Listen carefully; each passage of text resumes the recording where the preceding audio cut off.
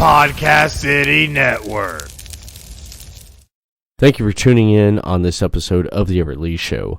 But before we get on with the guest onto the program today, there's a couple things I do want to mention that you can help out with supporting the Everett Lee Show. If you're looking to start a podcast and already have a podcast and you're looking for an affordable podcasting hosting site, Podbean's your number one choice. Podbean offers statistics with in-depth analytics to manage your podcast needs. Use the promo code podbeam.com/pbsignup and get a free month off. That's podbeam.com/pbsignup to get a free month off and see why 1,500 episodes have been shared all over the world in the past 11 years with over 3,000 subscribers that have chose Podbeam as their number one hosting site. And if you're looking to get into advertising, Podbeam advertising, you'll get $100 off advertising when you sign up as a sponsorship over on podbeam.com/pro/pbsignup. That's podbeam.com/pro/pbsignup. You're listening to The Everett Lee Show. What's happening, everyone? Welcome to another episode of The Everett Lee Show. I'm the Everett Lee. Hope everyone's enjoying their Labor Day weekend. I certainly am. Going over material and getting ready to release a couple new episodes for this week here in the next couple weeks. And this is one of the new episodes. I know the previous week I didn't release an episode with a lot of things and projects going on at the moment, but this is one of the new episodes. This was taken from a recent episode of ELS Uncut. Ripper Blackhart and myself had the pleasure to talk with film producer, director Thomas Ryan of the Theater of Terror. Thomas Ryan's been on the podcast as many times as the horror nerd Todd Storruch of the Imaginarium. And a shout out to Todd Storruch, who's helping behind the scenes with Thomas Ryan with the Theater of Terror. This conversation that I had in Ripper Blackhart with Thomas Ryan, we discussed a preview that we had the pleasure of viewing was The Soothsayer, one of the new episodes that's going to be in the Return to Theater of Terror anthology, which is just great, and I cannot wait to see what the other films will look like when they get finished. We discussed the Return to Theater of Terror and the progress and where it's at that time. Also, we discuss my experience watching the first run of the Theater of Terror. And conversation's good. We get into that. We take some Q&A from the live audience that was watching on the live stream of ELS Uncut. Great conversation, great interview. As always, I love having Thomas Ryan on. I love discussing films with him and just in general any other conversation that comes to mind.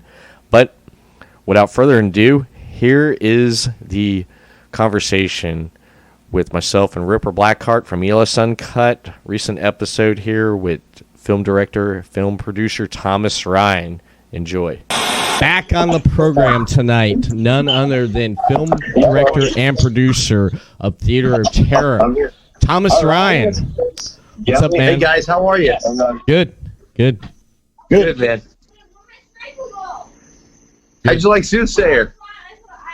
Dude, that was great. Ripper and I enjoyed it. I mean, what I want to get Ripper's thoughts on this, man. I sent it to him, and it was very Twilight Zone-y, what's Outer Limits type feel to it, and I like that. I love the fact that it was all shot in black and white.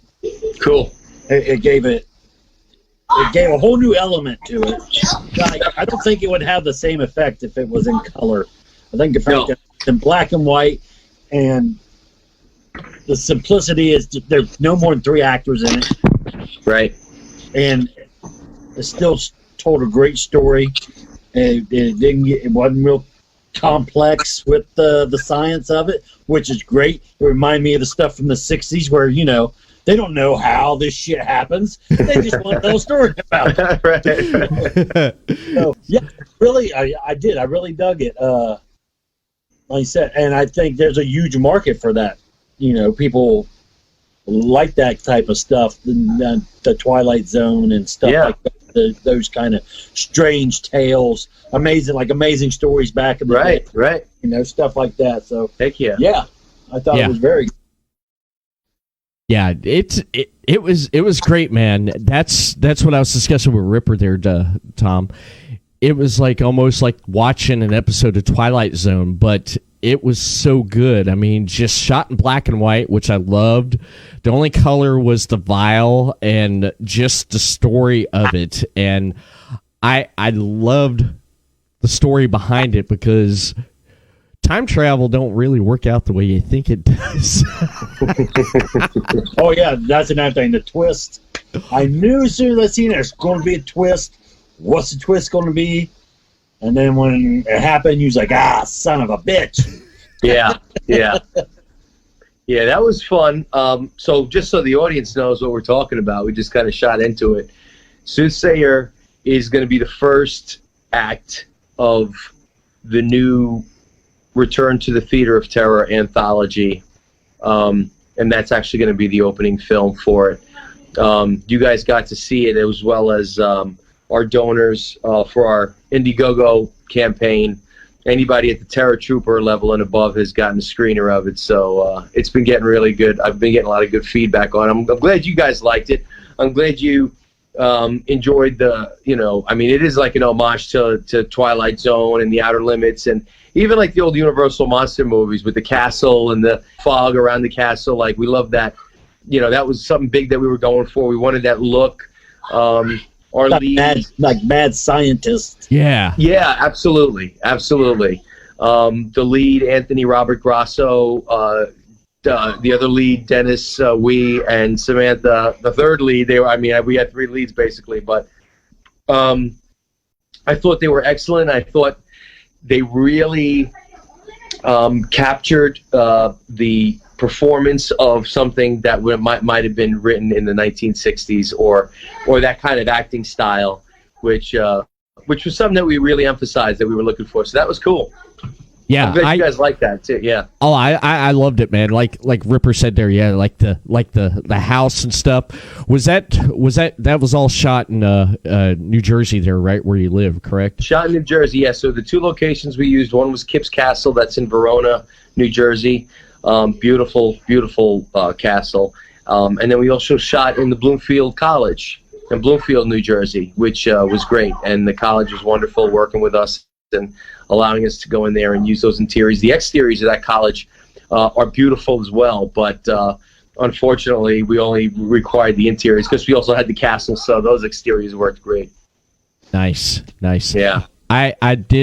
It did have, like Ripper said there, that 60s feel for it, and especially when the car drove up the old the Chevy there, I just like, yeah, man, I love that. That's my favorite car from Chevy right there. Yeah, that's great. That car was actually lent to us by the Bloomfield Cruisers, and they're like they do classic car shows in Bloomfield, and it's very cool stuff. But I reached out to them because I knew they'd have a car. I've been to the car shows before, hung out. You know, it's a great family event. It usually takes place on Wednesday nights. I know COVID is throwing the schedule off a bit, but yeah, they were great though. They were great. I reached out to them, and they provided us with a great vehicle, which just made more for the piece that we were trying to do, the period piece. I love when someone does retro, and they don't make it cheesy. Yeah. You know, and that like when someone does a homage to a crappy movie. Yeah. Now there's just two crappy movies. Right. You know what I'm saying? I agree, and that was actually something that we were definitely wanted to avoid when we made this. I didn't want to make it like tongue in cheek. I didn't want to make it like, a parody. I just wanted to make it feel like a serious, dramatic Twilight Zone episode, and I think that's what we got out of it. Yeah, if you don't know any better, you think this is something from the 60s. Yeah, right. Like, had I not known any better, if I was just cruising along the internet or Amazon, what have you, and this came up and there was no, like, what year it was released or any of that, you would think that, yeah, this must have been some kind of show that was out in the 60s. That's great. Just didn't take off like the other ones. Right. Yeah, That's great. No, that's perfect. Yeah, it felt and it captured that right there, because I know we talked before when you've been on here on the program before, talked about Theater of Terror with having that like Twilight Zone, Outer Limits feel to it, and it definitely felt like that. And I loved how with the way you approach time travel, instead of physical being, it's like the projectile, the person there, and they see what happens. But don't want to give too much away, man. But right. Wow, Yeah. I loved it. That's cool. Thank you. I thought that through a lot, because just in a story in and of itself, time travel is a very tough topic to tackle, and something that I always hear from friends. I myself express, or whenever you walk out of a time travel movie, you go, well, why didn't they just, or how come this? And I don't like the fact that this doesn't work this way. And so there's always those, it's very hard to find a perfect time travel movie. I always enjoyed the H.G. Wells stuff. Yes. The Time Machine is great. And, Back to the Future is great, and all that stuff is great. Like, we love those movies. I try to suspend all disbelief. But when we were creating this, when I was writing the script, that was something that was definitely on my mind. I said, I don't want to make this so complex where it kind of ruins the story for people because they're overthinking the science. I did want that sense of camp from a 1960s film where, like you were saying, Ripper, like you just kind of go, okay, I'm in, let's go. I believe you. Well, now what? And so that's kind of what we were trying to do with that. And at the same time, something that I do talk about is that time travel does have its limits in this story. So it's not you're just like, hey, here's a key and you can go anywhere that you want in time. There's more restrictions on it, which helped me to design the story in a certain way that they benefited the restrictions benefited the story and vice versa, where it just kind of worked together. And that was something I did to avoid that complexity and the debate that you fall into with a time travel story that just tries to be too smart, if you know what I mean. Yeah. But it's a different take on time travel. Like Everett said, it wasn't the classic, you're going into time, right. You're physically there, doing whatever, running amok. Right. It was, and it's believable because, we don't know, and not only that that's probably more plausible than actual physical time travel. Well, yeah, and that concept to me almost, I wanted to do something that really came off as what the first version of time travel might be. Yeah. Not this machine that like works like you said, where you're just stepping in. Like I wanted to, through some doorway, I wanted to make it almost seem like, hey, this is kind of like what the first. Maybe in another 50 years they'll devise something that's really cool and futuristic, but this is supposed to be again, like a DeLorean. Yeah, right. Well, we won't get one of those until 1984. But there you go. But I loved these. Brown watched an episode of Theater of Terror. I love the special effects. The special effects that was used in this, to where when it showed the person going into time and how that was done, that was great.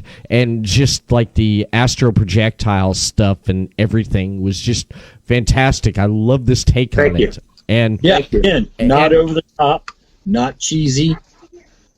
Very fitting for the story you wanted to tell. What I liked it too is like, you didn't get crazy with it. It fit in with what you were doing. Right. That's another thing I liked about it. Yeah. Yeah, and something that I really wanted to do with those visual effects is, even as important as they are to the story, I didn't want them to seem more contemporary than the film is. I wanted it to look like something that what kind of effects would they be able to do back then?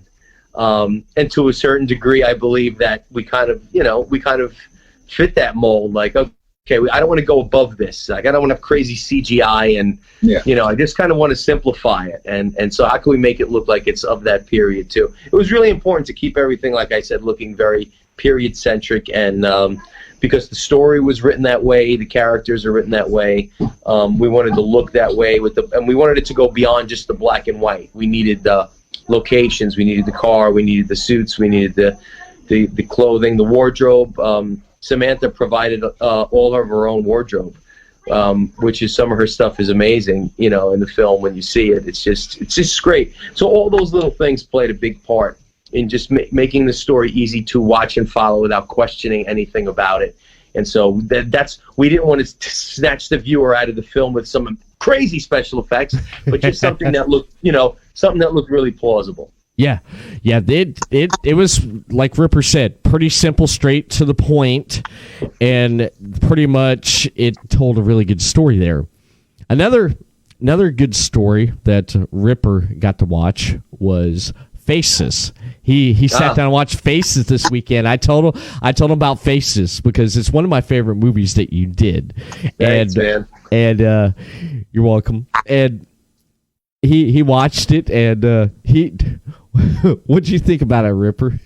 All I gotta say, Charlie had it coming. That dude was a dick. Yeah. Right. He did. It's like even. I don't want to give a lot away, but even if Frank wasn't off his meds, Frank would have been totally justified in murdering that guy. Right. I mean, Ripper, did you not like the part where he's sitting there, he's talking, along, with everything on the wall there, the faces? Yeah. That was great. I told Everett. I told him, I'm not going to lie. I was going into it with a little dread. Just because when you hear independent film on Amazon, you never know what you're going to get. Yeah.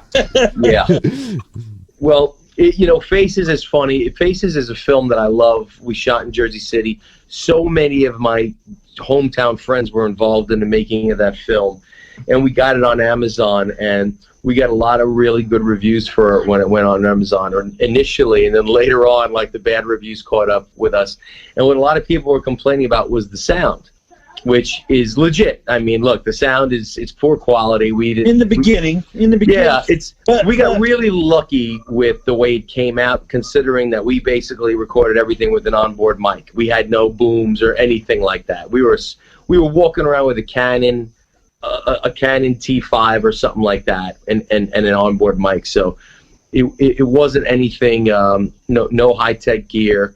But that's probably my only regret for that movie. But the fact that we pulled it off, and it's pretty twisted flick. I really think it's kind of cool, and I love it still. I love it. I'm glad you saw it, Ripper. And yeah.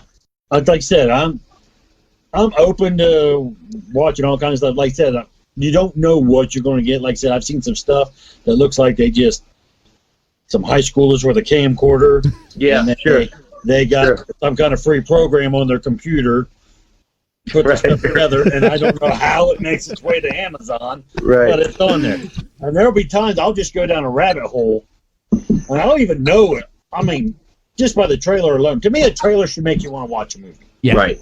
Yeah. And there's a trailer, you're like, this trailer just makes me want to just find who made this and punch him in the face.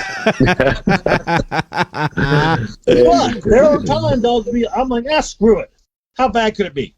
You watch it, you're like, oh, that's pretty bad. And then you go down below and like, they also watched.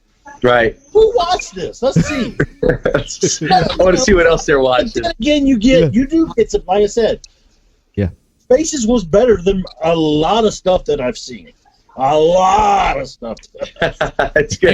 It was shot really good, and I liked how it was cut. I loved the makeup and the effects for it. I remember after I watched it, I mentioned this to you. I don't even think I've mentioned this to you since then. After I watched it, was the part where you hit the table. You like hit the damn table. I'm like, oh shit, man, he hit table, and you're like, oh man, it was you. you explained it to me. I was like, okay, that makes much more sense. But wow, doing your own stunts now. When I was watching. That's it. Stuntmen are expensive these days, man. Yeah, insurance and stuff involved. No, but I love doing stunts. Obviously, that was something that what I could refresh your memory. What we basically did is, for Tommy, who played Jose the landlord. He kind of like lifts me in the air and slams me on the table. So we wanted to get that vertical lift on it and that height. So right next to the kitchen counter where you can't see, there was a stack of like 5 phone books. And so when he was pushing me backwards, in the last step, I take my right leg and I prop it on the phone books and I jump up. And that's when he's lifting his arm up. And so I get the vertical. And then what we did with the table, it's a real wood table, but I basically unscrewed the legs of the table, and I had 3 of the legs, which were propping up the table straight, and then I had the 4th leg. Actually, I had the two end legs straight, and the 2 slightly on an angle on the outside, so that as soon as I hit it, they would collapse. And I didn't want to break the legs of the table, and we successfully pulled it off. We didn't damage the table, and no tables were harmed in the making. No tables were harmed in the making of this film. We did cut off a few heads, though. You need on the director's cut. That should be at the end of it. We got some questions in the chat here. David Russell wants to ask for you, Tom. How long do you release a trailer before it gets out to the public? And yes, David, Faces is out on Amazon Prime. But on that question there, how long do I put out a trailer prior to the release of the film? Is that the way I'm understanding that?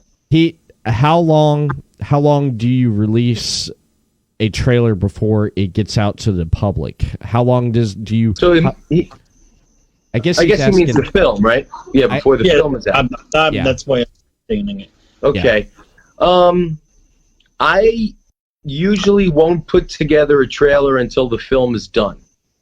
But I know people do proof of concept type trailers or what have you. I'll wait until I've got like all my best footage before I put a trailer together.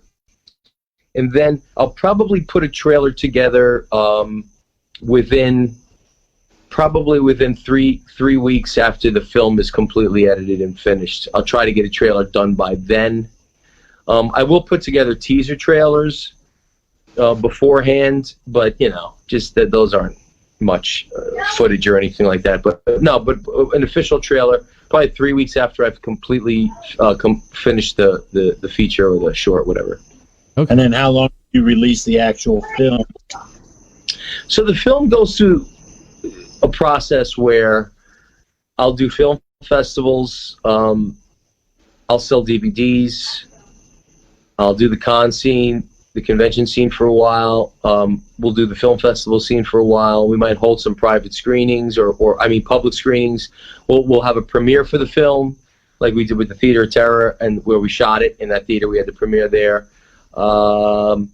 So we usually exhaust all those avenues first to try to make some revenue for the next set of films, and then we'll try. Then at that point is when I'll shop around for a distribution deal, so I could let somebody else kind of handle the marketing of nationwide level or on VOD or whatever. I'll let somebody else do that, and so that's the process that we've been approaching the films with.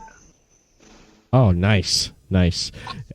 And speaking of Faces, Frank, he was mentioned briefly in Theater of Terror, which I did watch today. I was sitting there trying to figure out why I could not buy the damn thing on my Amazon Prime, and it coming out, I had to update my credit card information. I'm like, shit. So I updated it. Come on, get with it. Pay your bills. It's hard when you have kids, man. But I make do. But sure. I got things straightened out. It took me about half the damn day trying to figure this out because all the card information. Finally got it straightened out, and about 5:30 today, I ordered Theater of Terror. and I watched it. And the first two shorts, The Gift and Bookworm, creeped me the fuck out. Good. Yes. Good. and Abducted and Endangered, I really, really enjoyed. Abducted, I was laughing at a lot of the parts, especially when Ned, whenever when he had the visitor come in through the woods there, and all of a sudden it was like, I just started laughing. It was like, the UFO coming in, and all that, and And then Endangered, man, I was like, holy crap, man, you let it loose on Endangered. And I was laughing at the beginning of Endangered with a good friend of ours, Todd Staruch. yeah. Getting them all down there at the beginning of Endangered. Right. Yeah, and just I loved it, and it left, and the way I don't want to give too much away, the way you left it, it was like, wow, this is it, and that's pretty, and then it just ends. And I don't give too much away. The man's trying to make some money. He's trying to make a living. I'm not giving too much away, Rip. I'm not giving too much away. But the Gift and Bookworm, The Gift, that right there was a pretty good story there. I mean, just that short story there with how that was done, and mostly just all of Theater of Terror. The first one was shot right in New Jersey, northern New Jersey. All of it was, yeah. All of it was shot. We shot in Barnegat, which is more southern New Jersey. We shot in Barnegat. We shot in Bloomfield. We shot in Glen Ridge. We shot in Belleville. We shot in Patterson. Monroeville, I think, or Monroe Township. Yeah, maybe Monroeville.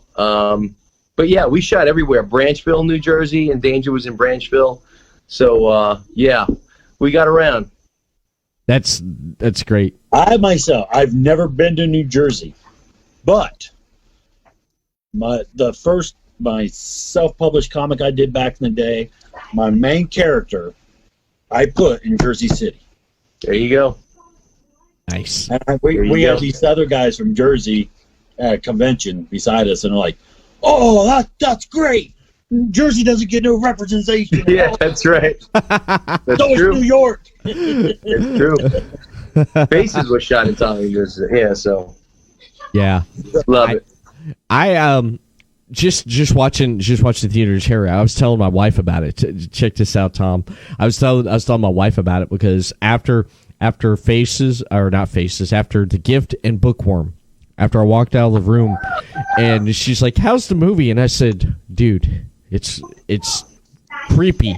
She said, "What?" And I was explaining The Gift, and she said, No, dolls creep me out. Don't tell me about it. She took off in terror. I'm like, damn. I was like, this is why it got a really good high rating on the IMDb page there, man, which I think is fantastic. And just the way each short was shot and cut was great. I mean, The Gift with the Bookworm, with the doll. The Bookworm went about how I didn't expect it would be, because just the special effects on the worm itself. I mean, who created that, and who did the stuff on the worm? Yeah, so the effects were created by Mike Scardello. Mike's an effects artist in the indie community, been doing it a long time, worked on a lot of projects. I've worked with him before. Mike was on Faces with me. When I'm hacking the boss up and the blood is squirting in my face, that's actually Mike on the other end of a pump, like, squirt me. So, Mike's great. And he's actually working with us on this new anthology as well. So his first job is coming up on Splinter, which is the next short that we're working on for that one. But I was just actually with Mike today, and we were putting that stuff together. But yeah, Mike did the worms for the Bookworm, and it was great because I also sculpt as a hobby. So I made these little clay worms that were probably about this big, and I sent them to him, and I said, "This is what I want the worms to look like." So he said, okay, great. And he went to work with, and Mike knows that we're like on a restricted budget. What's great is that he's so talented. He can make, he can make some props out of some very inexpensive things. So I'll save the behind the scenes stories for another time. But yeah, he made those worms. We're on set. He shows up with a bucket of slime. The worms were manipulated several ways. One was a puppet where we had our hands in it. A couple were basically, we had kind of fishing line around them and moving them around and doing the kind of like off camera, manipulation of them. So it was me, Mike, Todd, I believe, did some puppet effects too. So we had a couple of guys there on set doing that. But yeah, that was Mike's creation. We loved them. I particularly like the scene where the worm is like slithering up Scott's eye. Yeah. And you see his eyelid going up. And that, not planned. That's creeping him out, just you talking about it. Yeah. It is. It is. Ripper, you got to see it, man. It is creepy. He's kind of doing this in his chair. It's like, it is creepy, man. Do you remember, remember Creep Show, Ripper? Creep Show? Oh. Remember the episode with Stephen King with the grass? Oh, yeah. It reminded me a little bit of that. Yeah. That's what it reminded me of there. That shit was just was creepy, man. And I mean, the story behind what I loved about this was each character had a story behind it, why they're at where they're at. And I do want to mention this right here. I want to take a quick break, and when we come back, we'll dive more into the conversation right here. But first, there's a couple things I do want to mention. Since 1995, HighSpots.com has grown to be the company it is by serving the wrestling fans throughout the world with a great selection of merchandise. HighSpots.com has everything a wrestling fan could want, including the latest WWE and TNA releases, classic wrestling merchandise, and their HighSpots.com exclusive releases. HighSpots.com is the leading online retailer for professional wrestling and mixed martial arts, offering autographs, figures, DVDs, apparel, wrestling gear, and even wrestling rings. Their largest clients include WWE, Impact Wrestling, ROH, and AEW. Click on the High Spots logo on the Everett Lee Show page over on podcasty.net to order. Whether you are a wrestling fan, pro wrestler, or promoter, you can find what you're looking for at highspots.com. If you grew up as a kid in the 1980s or just a fan of 1980s pop culture, then 80 Tees is for you. 80 Tees sells a huge variety of licensed t-shirts featuring characters, movies, TV shows, video games, and music stars from the 1980s through today. They also have great costumes from 80s pulp culture too. 80tees.com sells officially licensed pulp culture t-shirts. As you might guess, their focus is on the 1980s, but do sometimes sell other cool pop culture related tees. 80s Tees has been in business since 2000, meaning they like retro 80s stuff too before it was cool. Follow the link provided in the description section of this episode for more. 80stees.com. You're listening to The Everett Lee Show.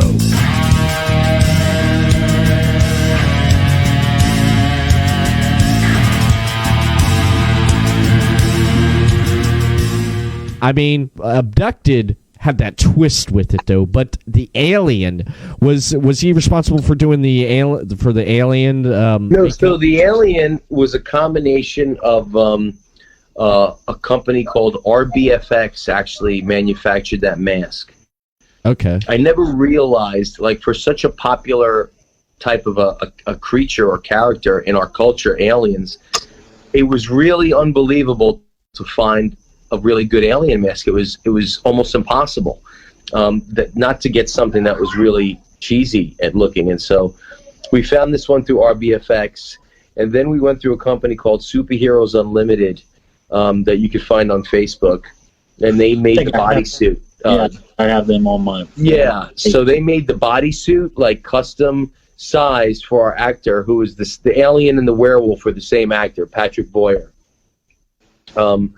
Patrick made the werewolf costume as well, so he's also an effects artist. So then we had an effects artist by the name of Beatrice Sniper. She did the muscle structure paint on the Superheroes Unlimited suit, so it kind of looked, had that alien's muscle structure on there. Yeah. So she did that. She made the hands as well. So the hands that he's kind of holding up in everybody's face, wah, wah, wah, wah, wah. Those Beatrice made those as well. So and then she applied the mask to the actor because it came in several pieces, because it's so big. But yeah, just all around phenomenal effects. Mike handled the guts in Endangered. Yeah, when you see the werewolf disembowel the hunter, that was Mike handled that stuff. And like I said, Patrick is the one that made the werewolf suit. So, and then Beatrice also worked on that film where she did the makeup for Tim O'Hearn, who was the other brother, the Wolfman brother. Yeah. So, yeah, we had 3 artists on there, man. It's just great people. I love to work with all of them, and we try to get them all involved as often as possible because you can see the work is awesome.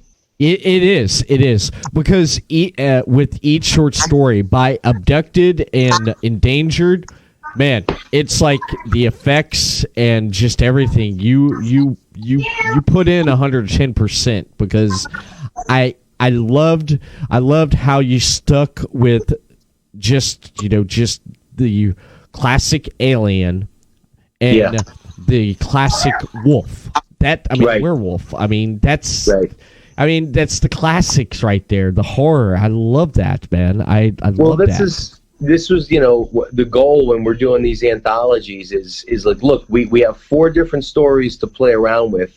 What did we always wanted to do? I've always wanted to do a werewolf movie. I've always wanted to do a movie like about sci-fi about an alien. I've always wanted to do like the worms, like those giant bugs or something like that, like Damnation Alley or, any of those classic movies that I got to do something with the giant bugs in it. And then the dolls, we wanted to do the dolls, but I wanted to kind of stay away from the Chuckies and the Annabelles and kind of involve the doll, but in a different way, which is, I don't want to give it away, but you know what I'm talking about. Yes. Yes. And then with this new anthology, as you guys saw with Soothsayer, now we're touching on like time travel, and then we get to do a story. Splinter is a story about like an ancient shaman curse. And then we're doing the 3rd story we're doing is called Robot, and that's going to be another sci-fi entry in it. But that's about a little kid that finds a robot at a crash site in the woods and brings it home. And then the last story is called Haunted, and that's going to deal with paranormal investigators and kind of the whole world of hauntings and investigations. And so it's going to be we have another round of really cool horror related themes that we haven't been able to do anything with until now. Now we get to explore those things and tell those stories. So it's one of the things I really love about the anthology format is that I get to look forward, because I know the next film is going to be so different from the one that we just finished, or you know what I mean. So it's something really great to look forward to. Yeah, it's amazing, man, and just bringing it back, because I know when I last talked to you, when I was on when I guest co-host with Chris Carnage on the Chris Carnage show, and I had you and Todd on there. Pretty much with this pandemic, production got halted, but you said at the time just doing post-production editing was about where you planned it to be, because of with everything you already had it shot, but going in doing post-production there. How's post-production been with the new stories on this? Well, obviously we've only shot to date Soothsayer, so we haven't shot anything else. So the post-production for Soothsayer, we just got Soothsayer the second day. It was 2 days of shooting. The second day we had just wrapped, and then the next week everything was COVID, and everything was like, oh, we're going to start shutting stuff down, and we would have never been able to shoot in the locations we did had we waited another week. It would have been over. Very lucky to get that in the bag. And so what's funny is that I kind of cut it together, and under the assumption, originally it was 2 weeks, right? 2 weeks quarantine. So I originally cut it together pretty quickly and came out with a version that I was happy with. And then oddly enough, because of COVID and the lockdown, I kind of started to revisit my cut. And, interestingly, there were things that I had since corrected, music that I added, effects that I perfected, and it actually benefited the film because if I was able to hold a screening or release it and COVID had not happened, I probably would have done it with an earlier version of the film that didn't turn out as good as the most recent version. So because I got to sit on it for months, I just started looking at it again and going, well, I don't like the way this looks. I want to tweak this a little bit, or I don't like this effect could look better, or because it is heavy with visual effects that it's not noticeable because it's not over the top, but there are things that we did that really, took a lot of time, and investment of time into making happen. So,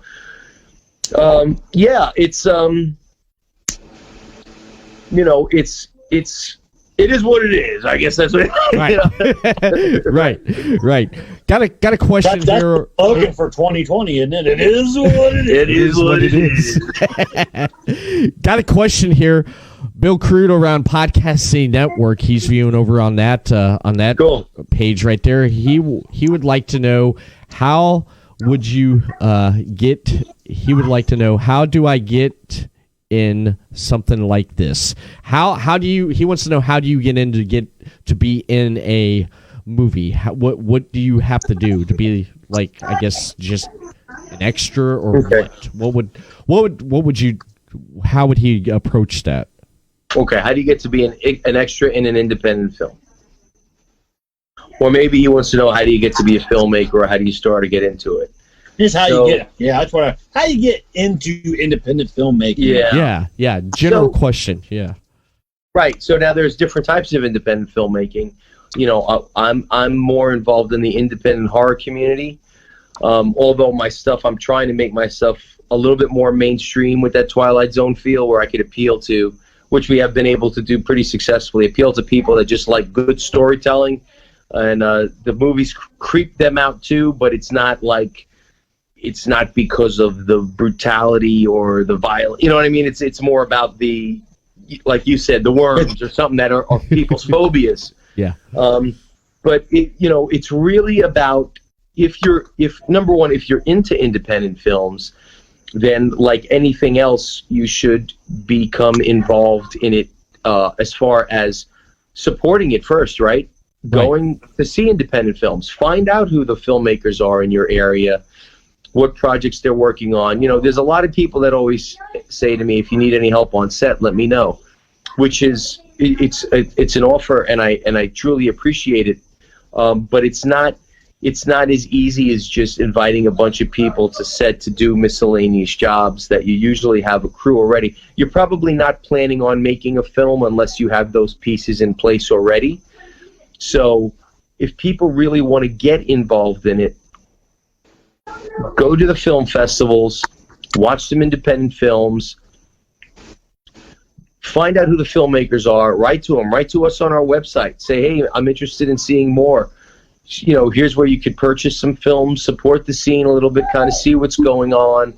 If you want to get involved in making a film, I would say not so much to go and start shadowing another filmmaker. It's going to be hard to do stuff like that. I mean, I've welcomed people on my set to do that with me, but if you tell one person to do it, 100 might reach out to do it. It's really hard to accommodate that.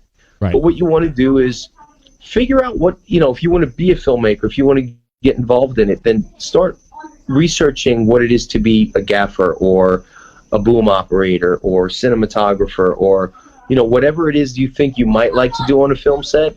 Now, a lot of people just want to act, and that's cool. And there's a lot of independent filmmakers, myself included, that I put out bursts and say, hey, we're shooting in Branchville, we're shooting in Jersey City, this date, 6 a.m. We need people in the bar. You want to be there, show up. And it's, so we put those opportunities out there. But if you want to get involved in getting on more sets and making that more frequent, I just think you have to get involved in the scene. You have to meet filmmakers. You have to go to the film festivals. I've cast an uncounted number of people, I could tell you right now, that I have cast in my films that I met at film festivals or I met at horror conventions that just approached me.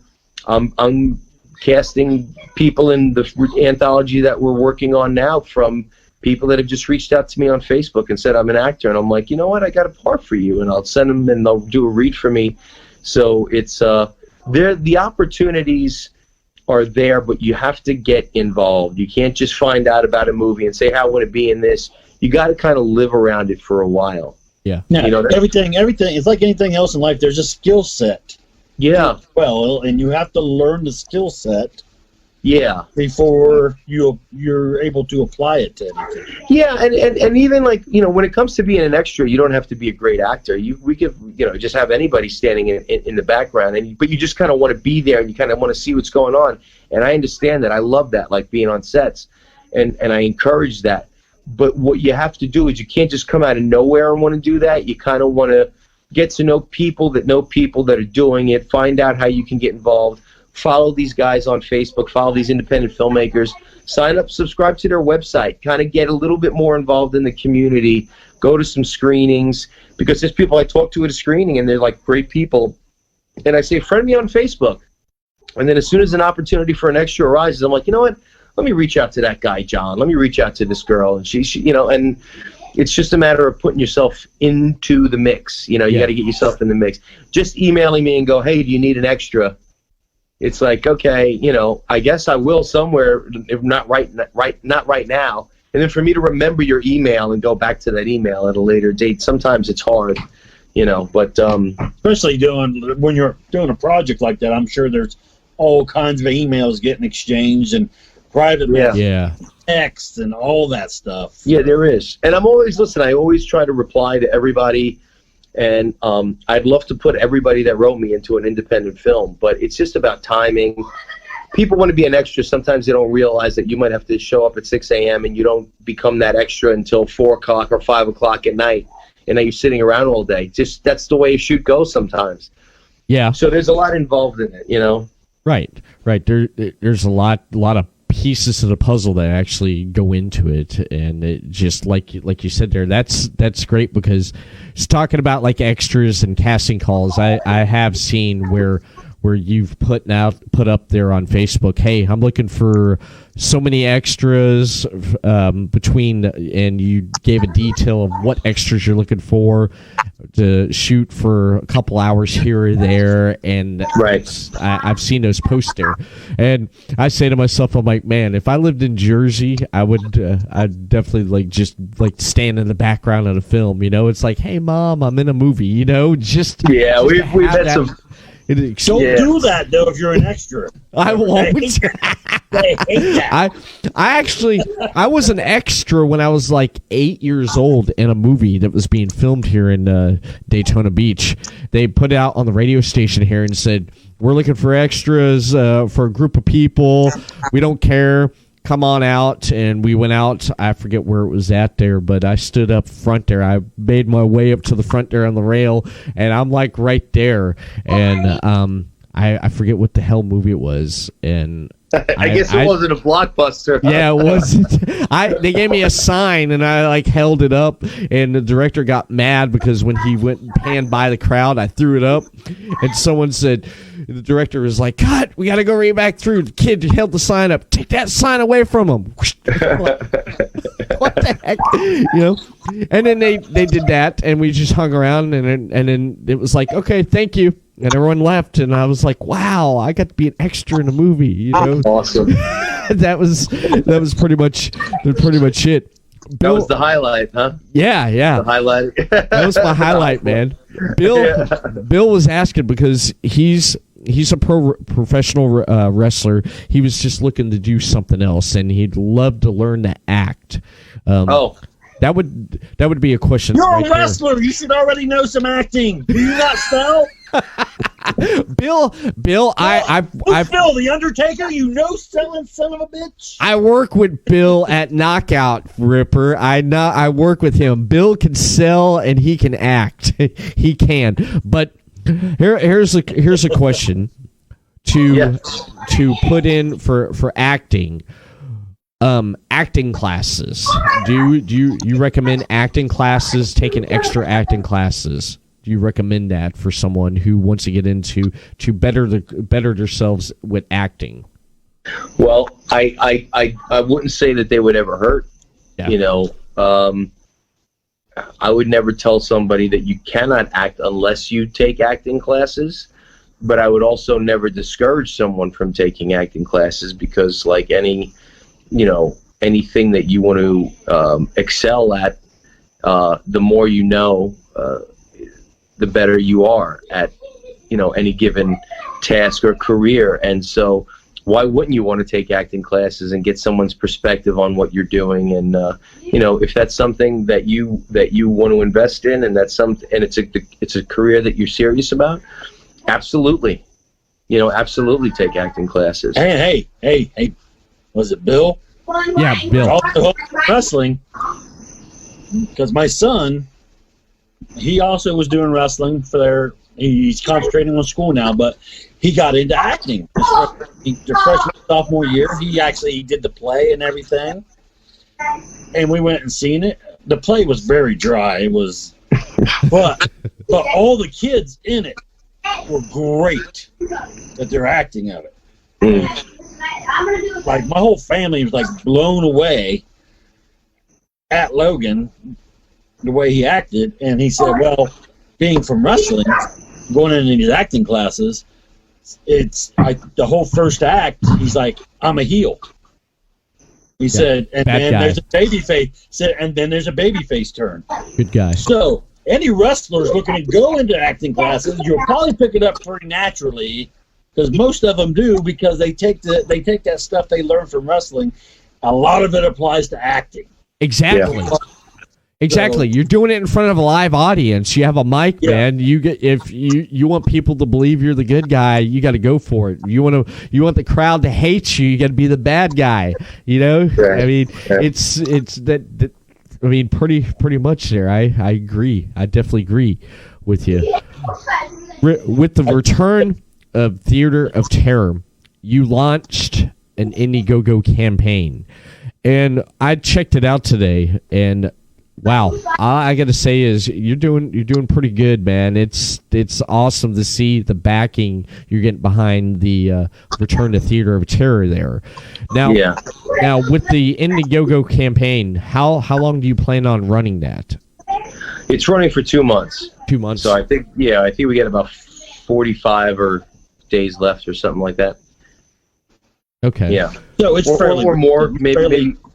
Yeah. It's fairly recent that you put that up. Yeah, that's right. It's only been up for about 10 or 11 days. So so we're probably more around 49 or something like that, 48 days, yeah. Okay.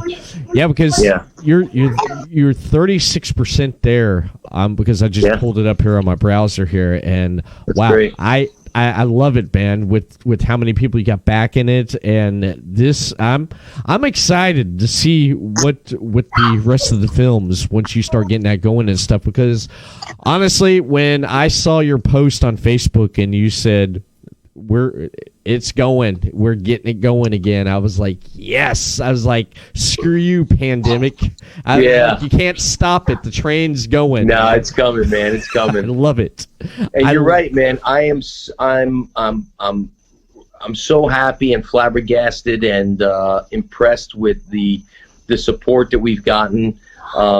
It's great to know that people loved what we did with the Theater of Terror, and that people have trust in us, to get this kind of stuff done. We've always, we're pretty straight shooters when it comes to what we're making and what we're trying to go for and what we're delivering to the fans.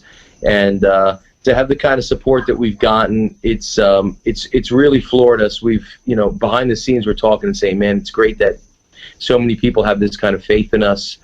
And some of the donations we're receiving are so generous. And multiple, it's just like I said, man. It's shocking. You go into any campaign like that, a fundraiser, and you never know, where you're going to go. For us, we're trying to make our movies bigger and better, and unfortunately, that's not possible if you don't have the funding. What's great about doing the anthologies too is that we've always had the plan that we're going to try to raise as much as we can.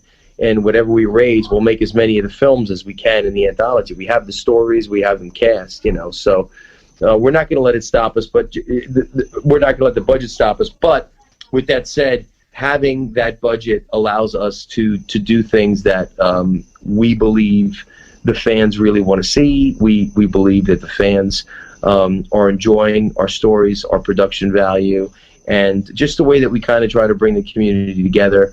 We bring a lot of different actors, a lot of different effects artists, and everybody onto the same project, and that camaraderie, the experience is it's just great for everybody. We love doing it. It's amazing. Excuse me. It's amazing here.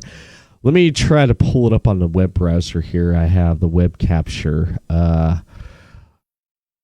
Let's see if I can pull this up because I want to share it. And there we go. Right there. Okay, those viewing the live stream right there. I have the IndieGoGo campaign right here on the, you can see.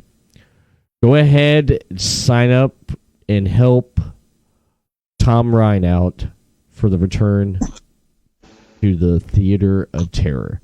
I mean, you get all theaters matter, especially the Theater of Terror. And you get the perks on the side there. If you scroll down the page here and you look at the perks on the side as you're going along reading the information about the return to Theater of Terror there, you get some pretty good perks there. I mean, the more you put in, the more you get out there. And I mean, you get, if you click on the perk too, it gives you a description and fully of a few people had that question. I said just click on it and it'll break it down. You'll see the breakdown. Oh yeah, it's amazing, man, because you contribute, you get something back, and when you do contribute, you are helping out. I mean, it's great. I mean, why not get, something in return? Because I mean, it's, you paid for it, and I love that. I definitely love that, and I'm so excited that things are picking back up because it's going to be great. I enjoyed the first film, the Theater of Terror, and I know I'm definitely going to enjoy this one and be creeped out as much. Thanks, man. Yeah, I'm going to go watch the first one just so I can make fun of Everett and the worms. Yeah, check it out. God, yeah. And just to let everyone know, on the description of this episode, I put links up for the IndieGoGo campaign for Theater of Terror in the description of this episode. Be sure to follow the links there. And also, I put up other links such as the Theater of Terror website and where can people keep up with Theater of Terror on social media there. On our Facebook page, Theater of Terror, you'll find us. Check out our website. We got links to the Facebook page. You subscribe on our website. If you go to the Contact Us tab, you can subscribe, and you'll get all the updates on everything that we're working on. You get all the newsletters. But yeah, I just want to say to everybody and anybody that has donated or might think about it or checking out our campaign that we really do appreciate it. Every dollar goes to making the production the best that we could possibly make it. We're trying to bring indie film to a level, especially the local level in New Jersey and beyond, to everybody that loves independent film. Just let them know that, it can be done. We have the people that are driven, we have the stories, we have the willpower, and with the fans and the support, we can make some really cool, fun movies here for everybody to enjoy, the stuff that we love, and that's the dream. And so we appreciate everybody that's donated or even taken a look at the IndieGoGo campaign, people that have just shared it or sent it out to their followers on Twitter or whatever. That means just as much to us as a donation. It's great to get the word out, and it's great that you believe in us, and thank you. Nice. Anything you want to add before we close out, Ripper? Just great talking to Tom. I love talking to him again. Definitely going to check out more of your stuff. And like I said, it's people like you that's going to take the stigma off of independent movies and film, stuff like that. The more you people give, the better movies will be. Thus, everybody else has to step up their game. So, come on. Yes. Thanks, man. Thank you, guys. Yes, appreciate it. Thomas Ryan, ladies and gentlemen. Podcasting Network, your top source for independent podcasting. Head over to podcasting.net. Follow them on social media. Podcast City Network on Facebook, Twitter at Podcast City Net. Subscribe to the YouTube channel, Podcast City Network, and on Twitch, /Podcast City Network. Podcast City Network. Be creative, be independent, be yourself. When I need a logo or graphic design done, I use 3 Count Design. 3 Count Design offers a wide range of graphic design products, video, photography, and other forms of media. Everything from t-shirt designs to websites. For more information, head over to facebook.com/3countdesign. That is facebook.com/3countdesign. When I want to kick back a few cold ones with my friends, I head over to City Limits Taproom. City Limits Taproom has a wide selection of TVs to watch your favorite sports, indoor and outdoor seating. They are pet friendly. City Limits Taproom also has food made fresh to order, and the grilled cheese is excellent. I recommend the grilled cheese and the apple pie cider. The fries on the side, can't go wrong with that, baby. For more information for upcoming events, head over to facebook.com/City Limits Taproom. Thank you again, Thomas Ryan, for coming on the program and discussing the Theater of Terror and the return of the Theater of Terror, which I cannot wait to come out. I'm excited about it, and you can follow more of the Theater of Terror with the links in the description of this episode. So please follow and support Thomas Ryan in the Theater of Terror and the IndieGoGo campaign for the return of the Theater of Terror. It's going to be great. That's pretty much it. As always, too, I want to thank Ripper Blackhart for joining me on ELS Uncut every Tuesday night at 8 p.m. on the Everett Lee Show Facebook page and on Podcast City Network's Facebook page. And that is it. We'll see you again next week for another new episode of the Everett Lee Show.